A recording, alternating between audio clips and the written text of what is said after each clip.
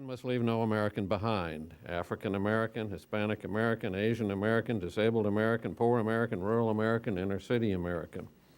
It must also include the original American, the Native American.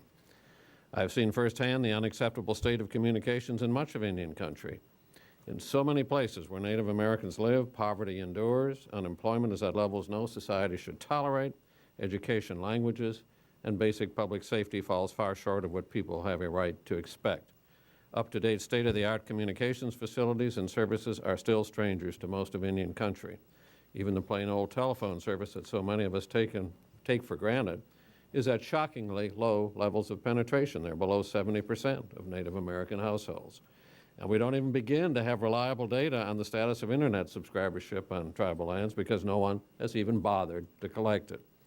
That's why I encourage the Broadband team to develop a plan that works for Indian country, too. I'm very pleased that the Broadband team heard me, but more importantly, they heard from the people living on tribal lands.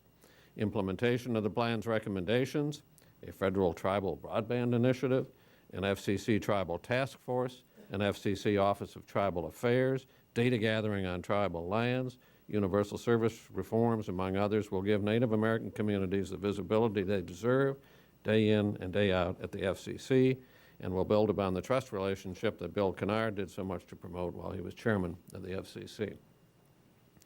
Another important focus of the plan is ensuring accessibility for persons with disabilities. In my time at the Commission, I've had the wonderful and totally inspiring experience of working with numerous disabilities communities, beginning with my very first speech as a commissioner, which was to a deaf and hard of hearing audience. I've come to see and appreciate the talents these folks have and to begin understanding the challenges they must constantly overcome every day, all day. These are individuals with so much talent, so many skills, such dedication and genuine desire, and all they ask is an equal shot at being productive members of society. We just cannot countenance their further exclusion. At a broadband hearing that I chaired at Gallaudet University to solicit their input into the plan, we saw how new technology can change lives and create opportunities for people who want to be and who need to be full participating mainstream citizens. We made some progress in recent years, and no question about that, but there is so much still to do. Implementation of the recommendations in the plan, a broadband accessibility working group, and an accessibility and innovation forum, among others, will help ensure that communication services, equipment, and content are accessible to persons with disabilities. And just last week, the Commission demonstrated its renewed commitment to address the very important issue of accessibility for all by naming Karen Pelt-Strauss, a longtime advocate for and champion of disabilities rights issues, to lead the Commission's implementation of the accessibility components of the plan. I congratulate the chairman on this selection, and I'm very grateful to Karen for agreeing to take on this very important job. Inclusion of all Americans is all the more important given the critical role broadband will play in informing our civic dialogue and stimulating civic engagement in our democracy. We are late in understanding the broad civic implications of broadband as we begin to migrate so much of our national conversation to the internet. America's future town square will be paved with broadband bricks, and it must be accessible to all and reflect the diverse voices of our diverse country.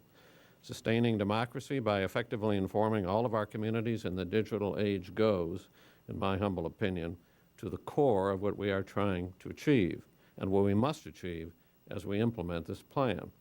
With high-speed internet, those who are connected have the world at their fingertips. For the unconnected, that world is beyond reach. Already we see a blossoming participatory and experimental culture on the net.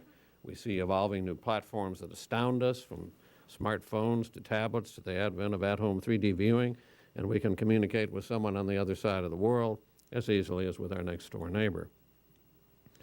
But an increase of technology does not, by itself, guarantee a more informed citizenry.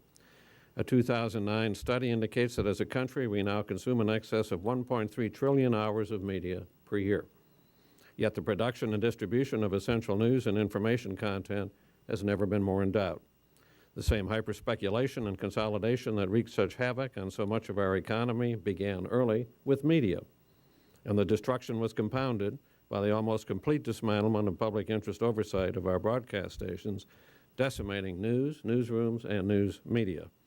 A new Pew Research Center report shows a 50% decline in network news reporting and editing capacity since the 1980s. This just came out yesterday, and a 30% drop for newspapers since 2000. The pink slips that have replaced pay stubs for so many thousands of beat journalists and the evaporating state of watchdog journalism have left us, to be frank, on a starvation diet when it comes to nourishing our democratic dialogue. A serving of America's daily news and information is about 500 calories short of a healthy meal. Opinion should feed on facts, not on more opinion. And right now, neither our traditional nor our new media is supplying the nourishment we need to maintain the health of the body politic. If we don't tread carefully, we will have a society with plenty of fat-filled chatter, but not enough of the protein of fact. Terabytes of opinion, but an empty cup of investigatory journalism to tell us what's really going on. Information aplenty about celebrities and weather, but a famine of real local, national, and international news. And this is not just about the future, it's about the present too. So it's a two-pronged challenge we face. First, ensuring that the internet of the future can support the information infrastructure which democracy requires. And second, for the years immediately ahead, stemming the decline of traditional media journalism that still supplies the overwhelming bulk of our news and information. What we need urgently to avoid is seeing the same harms that have been visited upon our present-day media inflicted on the new media of the digital age. So I'm pleased that the National Broadband Plan recognizes the need to come to terms with the news and information implications of the digital transition. And I'm also pleased that the Commission has launched a separate, but really inherently related examination, focusing on the future of media and information needs of communities in a digital age. A commission without steady focus on this would ignore one of the core implications of broadband infrastructure. This is an area where public policy needs to be proactive. Technology in and of itself is neutral. It can do great harm, it can do great good. What determines the outcome is what we make of it. In closing, there's so much teed up by this plan. The public safety chapter is based on a level of data and analysis far better than anything the Commission previously had available. The emphasis on ICT research and development is long overdue, something, by the way, that the statute instructs us to consider, but which has gone largely ignored for the past several years, much to the nation's competitive detriment.